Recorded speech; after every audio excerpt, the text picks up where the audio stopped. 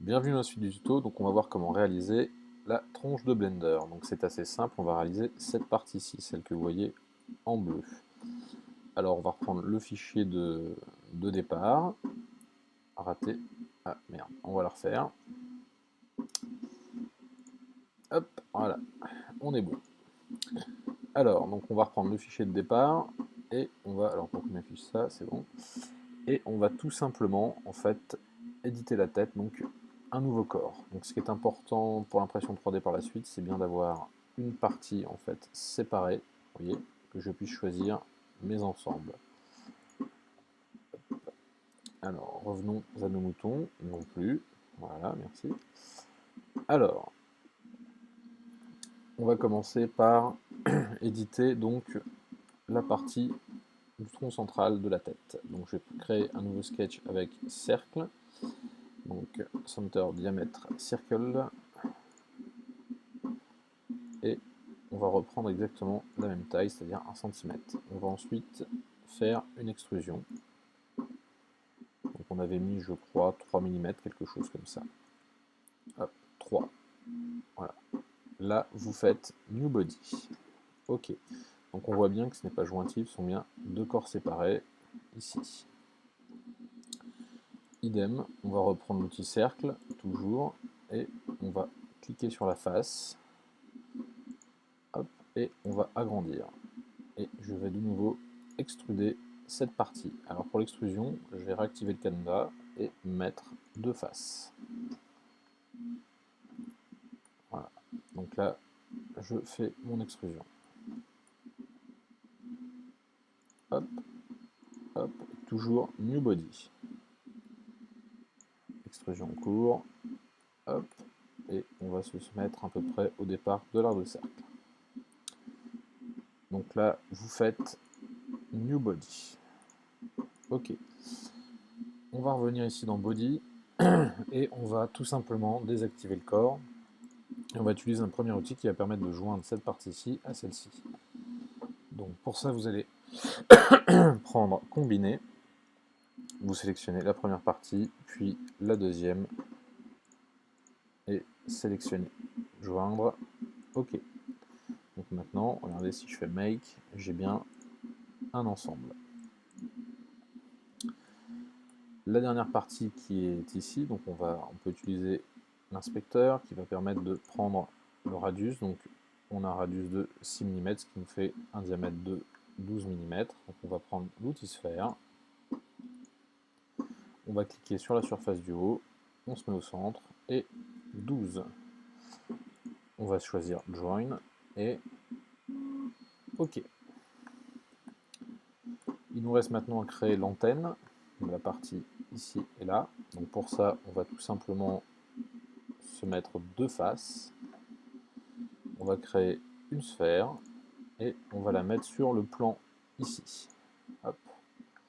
Alors, on vient se mettre à l'axe et je vous crée une sphère.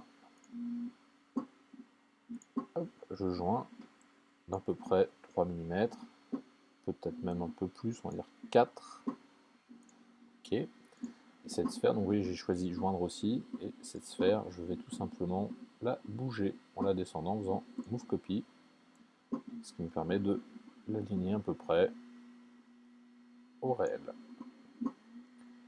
Alors, moi je vais la descendre de moins 0,8. Voilà. Comme on l'a vu tout à l'heure, on va pouvoir créer de nouveau un sketch et on va lui faire une révolution à ce sketch. Donc on va créer un profil, donc pareil, on dézoome, on se met bien sur cette face, on revient là où on était, je vais prendre l'outil ligne et je vais créer tout simplement, hop, en débordant un peu, on va zoomer, hop, et je vais créer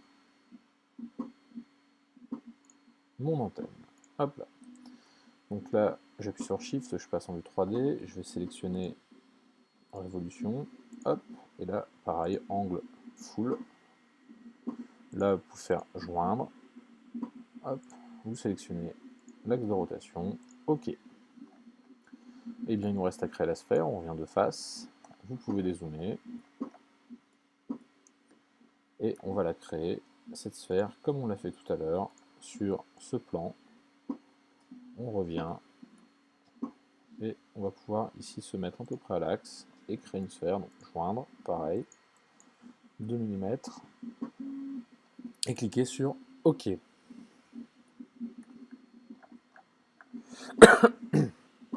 Une fois que c'est fait, on va maintenant pouvoir passer à la partie du visage. Donc si je vérifie, regardez avec Mike, j'ai bien ici un ensemble. Alors pour créer le visage, je vais tout simplement désactiver le body, et je vais me mettre en vue de face, et je vais créer un nouveau sketch. Toujours sur le plan vertical. Et je vais donc détourer cette partie ici. Donc là, je vais prendre l'outil rectangle. Je vais créer un rectangle d'à peu près de la taille, voilà, des jeux de Blender. Donc il fait 7,5 mm de haut. Je vais prendre l'outil cercle, donc avec 2 points. Je me mets ici sur le point du milieu et je vais taper 7,5. Entrée, 2 fois. Ah, ça peut marcher. Alors, cercle, 2 points, à l'axe, 7,5 et entrée 2 fois. Voilà. Avec l'outil trim, on va supprimer donc raccourciter les parties qui ne nous intéressent pas. Maintenant, je vais prendre l'outil miroir, je sélectionne les lignes qui m'intéressent, l'axe de symétrie et j'ai un objet en 2 parties. Je prends l'outil trim, je supprime la barre du milieu, ça n'en fait plus qu'un. Alors, ce qui nous intéresse maintenant, ça va être de positionner le regard de Blender. Donc on va faire une extrusion et on va activer une nouvelle option qui va être To Slide, qui va permettre de slider dans 2 sens. On va réactiver les parties du corps qui nous intéressent, c'est-à-dire les 2. Et ici on va faire New Body. Hop là, pour pas être embêté. Vous allez comprendre pourquoi après. Donc ce qui m'intéresse ici, c'est que je vais me mettre en vue front. Je vais aligner le regard quasiment à l'aplomb, mais un petit peu avant, et je vais m'arrêter à peu près ici, donc vers le milieu, au niveau de la distance. Je clique sur OK, je vérifie que tout est bon. OK. Je vais désactiver les 2 autres parties qui ne me servent à rien pour le moment. Vous pouvez aussi désactiver le canevas. Alors, ici je vais recréer une ligne sur cette face. Vous voyez, mon point d'accroche se met en place. Tac. Et je vais faire une révolution à cette partie. Sauf que là, je vais lui donner un angle. Hop, je vais peut-être le sélectionner, ça peut être bien. Et je vais lui donner un angle de 90 degrés. Hop, joindre, c'est bon, a priori. Ok. Je vais faire de même. Je reprends cette face, l'outil ligne, et je scinde en 2. De nouveau, une révolution. Axe de symétrie, enfin de rotation, 90 degrés, joindre, ok. Autre petit truc sympa qu'on va voir, c'est quand on fait une extrusion, on peut tout simplement lui dire va rejoindre la face en face ou l'objet. Donc je sélectionne la surface. Donc là il me met tout, joindre, ok. Donc là j'ai créé le boîtier de regard de Blender. Si on vérifie, voilà, on voit bien que j'ai le boîtier. Alors ce qui nous intéresse maintenant, ça va être de créer l'extrusion pour les yeux. On va le faire de la manière suivante, on va recréer un nouveau sketch à partir de cette surface. Voilà. Je vais prendre l'outil Offset qui va me permettre de faire un décalage, donc je vais sélectionner l'ensemble. Ici je vais laisser environ 0,7 mm, ok. Et je vais faire une extrusion arrière de cette partie-ci de 2 mm, donc moins 2. Ok. Et là on va dessiner donc le regard de Blender et on va tout simplement sur cette face dessiner un cercle le couper et faire une symétrie. Donc je prends l'outil cercle 2 points, hop, je me mets vers l'axe et bien sûr je tends mon cercle. Ok. Je trace mon axe de symétrie, voilà, peu importe la distance. Et je reprends l'outil ligne et je vais couper le regard pour donner un air très méchant. L'outil trim va me permettre de nettoyer mon dessin. Hop, je supprime tout ce dont je n'ai pas besoin. Hop, hop là. Et j'ai peut-être oublié un morceau. Non, c'est bon. Donc maintenant, je vais faire un miroir à ce regard. Donc, je sélectionne les morceaux dont j'ai besoin. Et comme d'habitude, mon axe de symétrie. Voilà. Je reprends l'outil trim, je supprime mon axe de symétrie. Maintenant, ce que je peux faire, c'est tout simplement faire une extrusion des yeux vers l'avant. Vous sélectionnez les deux, et on peut dire 2, mais 1 serait mieux. Voilà, 1 mm. Il ne nous reste qu'une chose à faire, créer le regard. Je sélectionne la face avec le petit rectangle. Je mets de la grille, tout simplement. OK. Et je fais faire une extrusion d'1 mm en arrière. Donc, -1. Voilà, l'épaisseur du regard est faite. Rectangle, je resélectionne une face. Et je fais de même ici, donc je m'aligne sur le même trait. Hop, et je prends le même nombre de carrés. Extrusion, -1. Voilà, on a créé le regard. Maintenant, on va utiliser un nouvel outil qui s'appelle ici les splines. Alors, pour ça, je vais désactiver en fait le regard et la tête. Et je vais réactiver le canevas. Alors, vous pouvez, si vous le voulez, dès à présent, joindre ces deux entités ensemble, c'est-à-dire reprendre, combiner, sélectionner cet ensemble et sélectionner celui-ci de façon à ne faire plus qu'un. Comme ça, vous voyez, on a tout sur le même corps. Donc je désactive et je m'en mets en vue de face. Alors cette partie-ci, on va la faire de la manière suivante. On va donc utiliser ce qu'on appelle les splines. Alors, je vais créer du coup un nouveau sketch sur cette surface. On zoome et c'est parti. Spline. Alors, la spline va nous permettre de générer des courbes. Hop. Plus ou moins élégante. Et de revenir ici. Vous cliquez sur la petite flèche de validation quand vous avez terminé. On peut toujours retravailler ces points ici, sans aucun souci. Vous voyez, on peut le redescendre très légèrement. Voilà. De la même manière, j'aurais pu le remonter ou retravailler la contre-courbe. Alors, si vous avez peur de faire une bêtise, vous continuez à spline un petit peu, vous reprenez l'outil ligne, et on voit bien que ça crée une surface. Par contre, je vais supprimer les morceaux dont je n'ai plus besoin. Maintenant, ce qui nous intéresse, ça va être de prendre l'outil Offset, qui est ici. Hop. Et je vais donc Offset, et je vais décaler l'intérieur de la bouche.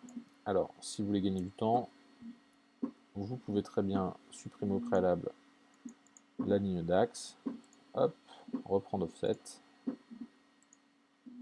et là, on va décaler l'ensemble sur...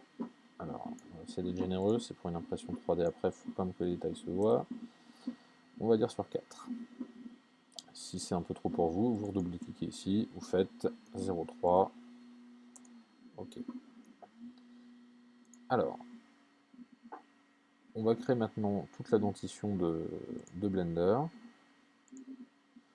Ce qu'on va pouvoir extruder à la fin. Là, je vais le faire rapidement. Je vais zoomer légèrement. et je vais créer sa dentition. Donc là je vais tracer des lignes. Hop, j'en crée aussi une là. Hop, je rappelle mes commandes. Donc le raccourci c'est L. Là je vais me décaler un peu. Hop là. Et maintenant avec l'outil Offset, je vais sélectionner ma ligne que je vais décaler de 0,3 également. Hop. Non, celle-ci je n'aurais pas dû puisque on va avoir l'axe de symétrie. Donc, je vais le faire sur les autres. Offset 0.3, entrée, et de nouveau offset, donc raccourci au 0.3. Voilà. Alors, on va donc supprimer maintenant tout ce dont on n'a vraiment plus besoin après, mais il nous reste quand même une spline à faire, enfin deux d'ailleurs, pour qu'il ait un beau sourire. Hop, en voilà un, je valide, et ensuite on va refaire une deuxième ici. Alors je vais la faire plus basse et je relèverai sur le haut après. Alors là je vais avoir un petit souci ici, on va l'amener. Hop, spline. On va laisser un petit peu plus de matière, je valide, ok, et je reprends l'outil Offset. Et de nouveau, je décale. Alors, ici, pour ne pas être embêté, avoir un truc bizarre, on va plutôt en faire une à 0,25, même 0,2, voilà. Ok, et Sketch, hop, Offset, je sélectionne celle-ci, et de nouveau aussi à 0,2. Hop là. C'est pas forcément très élégant, on verra bien. Une fois que j'ai ça, je vais faire donc une symétrie à l'ensemble. Je nettoie tout ce qui dépasse, tout ce qui ne me sert à rien pour faire ma symétrie. Hop, ça, on s'en moque. Ça aussi, ça aussi. Hop, c'est de faire un fichier propre. Ok, ok. Hop, hop là. Zou, rezou et rezou. Alors, on va prendre donc l'outil miroir et on va donc faire une symétrie à cet ensemble. Outil miroir, je sélectionne l'ensemble. Vous pouvez désélectionner le trait d'axe, ça sera plus simple puisqu'il va nous servir à la symétrie et faire OK. Une fois que c'est fait, avec l'outil T, vous allez supprimer le trait d'axe. Éventuellement, si vous voulez faire ressortir les contours de la bouche, il faudra nettoyer, vous voyez, tous les petits traits qui restent, etc. Mais nous, ce qui nous intéresse, c'est la dentition. Donc je vais prendre l'outil d'extrusion et je vais sélectionner tous les éléments dont j'ai besoin. Donc il suffit de cliquer dessus, ça sélectionne automatiquement et ça les ajoute. Et là, de la même manière que dans la première partie du tuto, je vais faire une extrusion, sauf que je vais faire cut, je vais réactiver ma tête, et là je vais lui dire lift to object, hop, voilà, on voit bien que l'extrusion se fait automatiquement, et je vais dire ok. Tac. Donc là vous voyez, on a bien les dents de Bender qui sont apparues. Voilà. Vous avez quasiment terminé, ce qu'il va nous falloir maintenant c'est remplir ces dents de façon à ce que ça ne soit pas trop loin pour l'imprimante 3D. Et bien pour ça, on va revenir tout simplement ici. Je vais recréer un cercle sur cette face. Hop, alors là, 12 mm, je vais dire 11. Je valide. Je vais faire une extrusion du cercle et de l'ensemble en fait. Donc je sélectionne bien les deux et je remonte jusqu'à être à peu près, donc front, jusqu'à être au-dessus de la dentition, où là je vais faire joindre, et on voit bien que ça remplit ici l'ensemble des dents de Bender. Voilà. Donc vous avez terminé maintenant la tête de Bender, et on voit bien que si on désactive le canevas, je retrouve le corps, Et si je voulais imprimer, eh bien j'ai tout simplement ici mes deux parties bien distinctes. Voilà. Eh bien écoutez, il nous reste les bras et les jambes pour la prochaine fois.